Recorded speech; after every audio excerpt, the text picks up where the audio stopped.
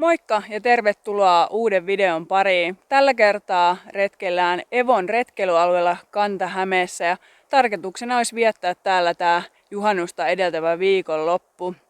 Mä lähdin tuossa töiden jälkeen iltasella ajelemaan tänne Evon suuntaan ja itse asiassa kello on nyt jo 20:11, että aika myöhäiseksi meni tää saapuminen tänne, mutta ei se oikeastaan haittaa mitään, sillä on luvattu semmosia helteitä, että ihan mielellään mä kävelen tälleen iltasella ja yötä vasta, että saa nähdä, että käveleks mä jopa aamuun asti ja pistän sitten vasta teltan pystyyn ja vietän sitten mukamaa sijastaan siinä, kun muut sitten tallustelee hikisenä täällä helteessä.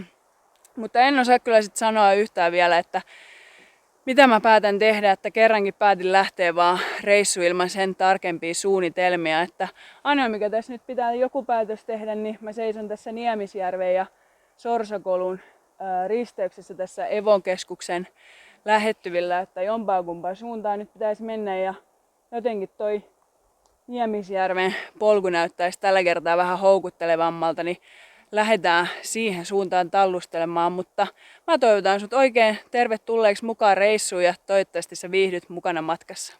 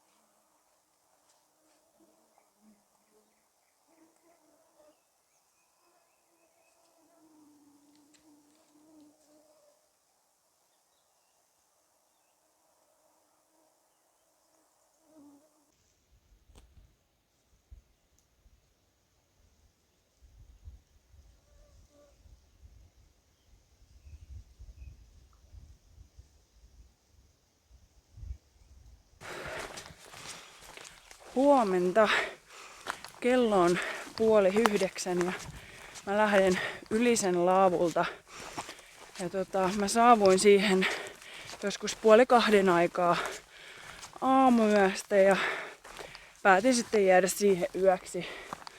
Mä ajattelin, että voi olla, että tulee tehtyä sitten vähän huonoja valintoja, jos vetää 24 tuntia putkeen ja saattaa sitten kompuroida herkemmin, niin jäin siihen sitten yöksi ja semmoisessa parin tunnin pätkissä sai oikein hyvin nukuttua, että eihän nyt niinku tuntimääräisesti tässä kauheasti ehtinyt kertyä, että joku 5 tuntia unta, mutta tarkoitus olisi tänään pitää sitä siestaa. Vähän tämmönen hiostava aamu. Onpas muuten makeet maisemat. Voi vitsit. Kattokaa tätä.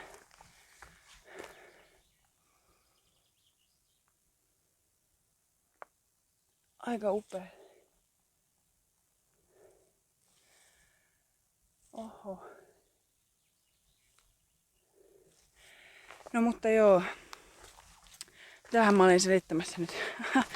Mä näin myös varmaan näin elämäni ensimmäistä kertaa, mutta mä en ole ihan varma, että onko se joku tulikärpänen vai mikä toi ötökkä on, mutta 2 kappaletta semmosia, mitkä hohkas semmoista neonvihreät valoa, ihan sairaan siistejä. Mä en ole ikinä ennen nähnyt tommosia. Ja muuten meni oikein mukavasti toi matka, että mitä nyt, että vähän omituinen reitti paikoitellen ja johonkin vyötäröön asti korkeita saniaisia ja heinää, mutta semmoista. Nyt mä ajattelin suunnata Valkeamustajärvelle viettämään sitä siestaa, mutta sitä ennen koukataan tuolta Kotisen kautta. Siellä on aarnimetsää, niin mä haluan nähdä, miltä semmonen vanha suomalainen metsä näyttää, niin koukataan sitä kautta. Mutta joo, eiköhän jätetä höpinät sikseen ja jatketa tätä matkaa tästä. Toivottavasti tästä tulee hyvä päivä ja nyt ainakin on aurinkopilvessä, niin ei ole vielä ihan älyttömän kuuma. Joo, mun varmaan kannattaisi lakata sanomasta vaan noita paikan nimiä, että missä mä oon ja minne mä oon menossa. Näköjään menee aina väärin. Nyt mä en vaan ollut näköjään sitten kartalla, mutta eli Ylisen laavu on tässä ja näyttää aika makealle kallioista. Hyvää riippumatta maastoa. Eli näyttävästi olen sitten, olikohan se nyt niin justiinsa Niemisjärvi, Niemisjärven laavulla. Jos en ollut, niin korjaan tuohon alakulmaan.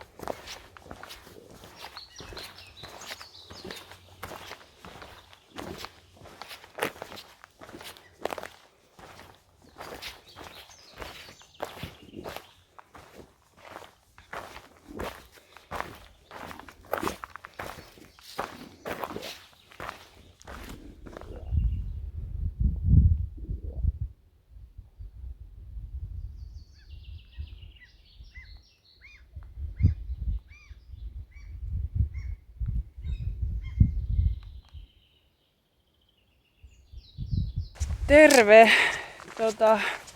Vietin aika hyvän siestan tossa Valkea Musta järvellä. Nyt on taas tää mun nimimuisti.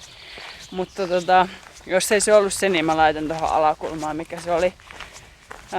Mä pitkään pohdin, että jääks mä vaan siihen vai jatkaks mä matkaa, mut sit mulla aika kävi niin pitkäksi ja sit mä ajattelin, että mä haluan kuitenkin käydä katsomassa tämän koillispuolen tästä Evon retkeilyalueesta, niin päätin nyt jatkaa matkaa. Sanoinko mä, että kello on 5:15 ja mä tulin joskus 11:45 muistaakseni tonne. Kävin uimassa, heitin talviturkin ja sitten mä vaan makoilin. Söin tietysti lounasta ja napostelin ja vähän kahvia ja muuta, että ei mitään ihmeellistä. Että eipä tää lämpötila tässä välissä ole kauheasti mihinkään tippunut, mutta pitää vähän katsoa, että missä nuo merkit menee, mutta ei se mitään, tulee ainakin sitten hyvää treeniä, tälleen henkistä treeniä, sitten sitä PCT-aavikko-osuutta ajatellen, että katsotaan miten mä kestän tätä lämpöä, mutta eipä mulla mitään muuta tässä kohtaa, eli jatketaan matkaa ja mä palaan sitten asiaan taas, jos mulla on jotain ihmeellistä sanottavaa tai kun mä oon päässyt sitten lopulliseen leiriin.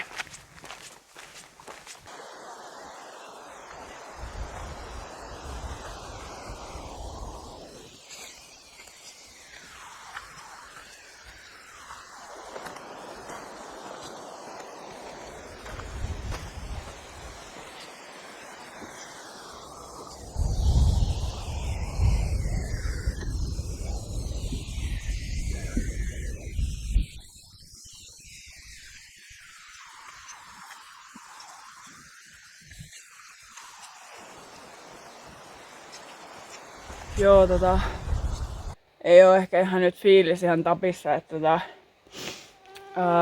siinä, mikäs se oli se S alkava paikka?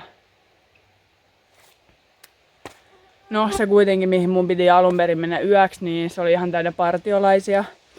Ja sinne ei sit mahtunut, siellä ei ollut telttapaikkaa ja mä sit jatkoin kävelyä. Oli ihan hyvä fiilis, mä koitin koko ajan bongailla telttapaikkaa, mutta ei niinku ollut vaan missään. Ja mä jatkoin sit kävelyä ja sit mä tulin tänne, oliko tää nyt Keltaoja, niin tulin tänne ja täällä ei oo ketään ja tossa oli just varmaan tän paikan ainoa telttapaikka vapaana ja mä sain just siihen viritettyä mun teltan ja tossa on siis onkohan toi nyt sit joku Keltajärvi tai lampi tossa vieressä, mä en usko että se näkyy välttämättä tästä, mutta se on siinä ja mä ajattelin, että mä haen vettä siitä, mutta ei tänne ole niinku tuotu mitään lankkuja tai mitään, että sä pääsisit niinku tuonne syvemmälle hakemaan tuota vettä. Et tossa on niinku tommonen joku 3-4 metriä heinää tuossa rannassa. Ja mä yritin kikkailla, siinä oli jotain muutama kaatunut puu niin niiden puitten päältä, mutta kun ne puut mätänee siinä ja se vesi haisee ihan karseelle, ei siitä niinku vaan saa. Ja sitten niinku tästä lammesta tai järvestä, mikä ikinä onkaan, niin tästä lähtee toi Keltaoja tonne niinku alaspäin. Polku menee siitä vierestä ja mä pakko vaihtaa kättä. Ja sitten mä ajattelin, että siinä menee polku vierestä ja että mä käyn kurkkaa siitä, että siitä varmaan sit sais vettä. Mut ei, siellä on niinku vielä pahempaa heinää niinku koko matkalta siitä rannasta. Ja nyt mä en tiedä sitten, että mitä mä tässä niinku oikein teen, että otaanko mä sit kengät pois ja käärin lahkeet ja me rämpii tonne mutaan. Mä en yhtään tiedä mitä siellä pohjassa on, että onko se jotain terävää tai jotain muuta. On näköjään tunteet hiukan pinnassa, joo. Vai pakkaaks mä ton teltan ja jatkan sit matkaa. Koska mulla ei oo kuin 0,5 litraa vettä, että sillä ei kauheasti niinku pitkälle pötkitä. Mut semmonen homma. Ei mennyt ihan nappiin tää, mutta siis ihan uskomatonta, että miksei ne on voinut tämmöiseen paikkaan tehdä jotain laituria tai heittää lankkuja silleen, että pääsee tuolta niinku syvemmältä hakemaan vettä tosta. Että joka ikisessä muussa paikassa on semmoset. Tekis mieli sanoa muutama kirosana, voitte miettiä ne mielessänne, mutta no joo, on mä varmaan vähän väsynytkin jo ja muuta ja ei se mitään. Kyllä tää niinku tästä selviää, että ei mun mitään hengähätää oo, mutta kunhan nyt halusin avautua, että ei mennyt ihan nappiin tää homma nyt. Ja tuommoista mätävettä ei oikein tekisi mieli juoda, vaikka miten olisi suodatin. Joo. Ehkä mä nyt ryhdistäydyn tästä. Mä menen tonne telttaan ainakin istumaan. Täällä on niin paljon näitä hyttysiä, että ne syö mut. Mä päivitän sit myöhemmin, että mitä mä nyt päätin tehdä. Siinä sitä nyt olisi mätävettä. Sinne mä menin, ei onneksi käynyt mitään, että sain sit ihan hyvin sieltä otettua vettä, mutta ei toi nyt kauhean houkuttelemaan näköistä oo ja hajusta. No oon mä ton näköistä kyllä juonut jostain suovedestä aikaisemminkin, mutta se ei oo haissut millekään, mutta toivotaan, että kerran suoritus riittää, että sit muuten käy kalpaten. Mä otin kanssa tuolla oli semmonen paloämpäri, mikä oli aika puhdas, niin mä otin siihen myös vettä, että mun ei tarvitse mennä uudestaan, jos jostain kumman syystä toi nyt loppuisi kesken, mutta en olisi kyllä kaivannut tämmöistä päivän päätöstä tähän kohtaan, mutta ja sitten tänne telttaan pääsee aika paljon hyttysiä, niin pitää nekin nyt listiä tästä pois, mutta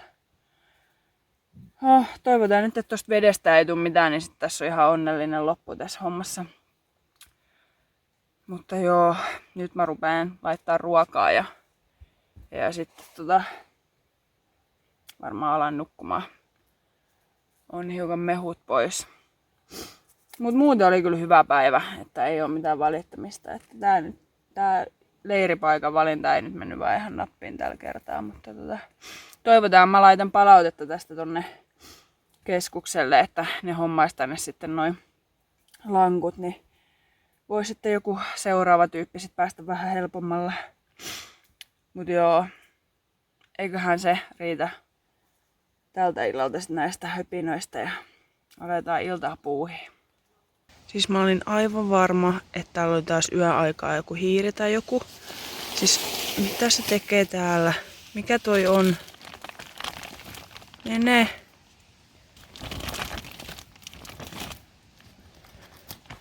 No, onko se loukkaantunut nyt? Se on jäänyt mun alle ja nyt se ei lähe. Ei! Ei se ollut hiiri! Tuleeko tosta tommonen ääni?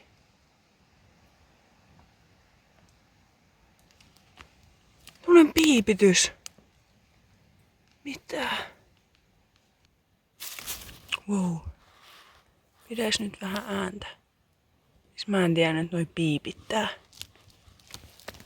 Mä en viitti tökkiä sitä, mutta ei se pidä nyt mitään ääntä. Moi pikkunen, toivottavasti mä en loukannut sua. Sä oot ollut mun alla. Sä oot möyrinyt tänne mun telta alle. Hei hei. Olet vapaa. Huomenta.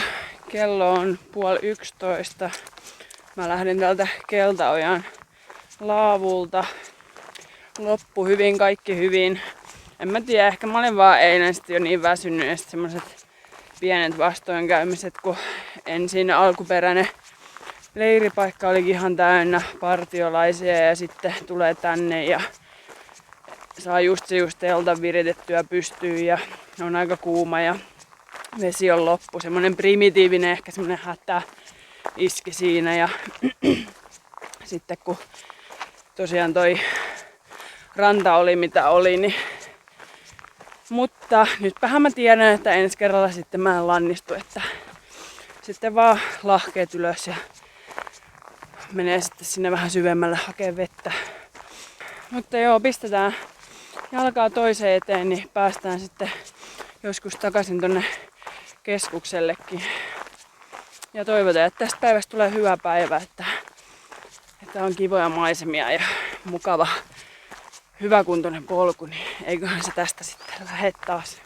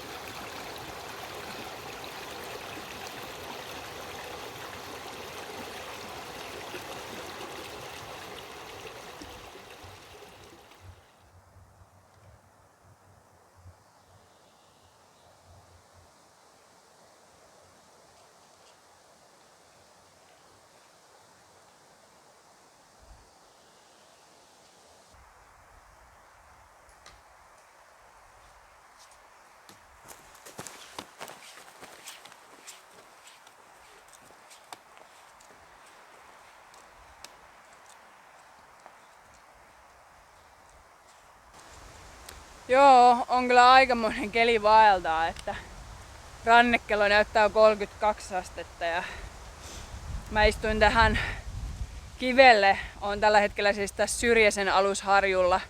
Päätin vielä hullu lähteä tämmöiselle helteelle kipua tätä harjua ylös. Ja no toisaalta täällä tuulee eikä ole hyttysiä, niin tässä on ihan mukava istuskella ja pieni varjo tosta puistakin tulee. Että ollut kyllä hyvä reissu tähän asti, mitä nyt se vesiepisodi oli semmonen, mutta toisaalta mä oon ihan kiitollinen siitäkin kokemuksesta, että nyt on taas sitten viisaampi tulevia reissuja ajatellen. Ja mulla on varmaan pari kilsaa tässä enää jäljellä, että mä haluan kiittää sua sun seurasta ja toivottavasti sä oot tykännyt tästä reissusta tähän asti, ja toivottavasti tuut käymään itekin täällä Evolla, että ihan kauniit maisemat ja ei tarvi ihan koko puistoa läpi käydä, tai retkeilyaluetta, että täältä löytyy myös lyhyempiäkin reittejä. Mut semmoista, eipä mulla muuta. Parempi varmaan jatkaa matkaa, koska täältä pitää sitten vielä ajella tonne Turkuun takaisin. Niin kiitos vielä kerran ja nähdään seuraavalla videolla. Moikka!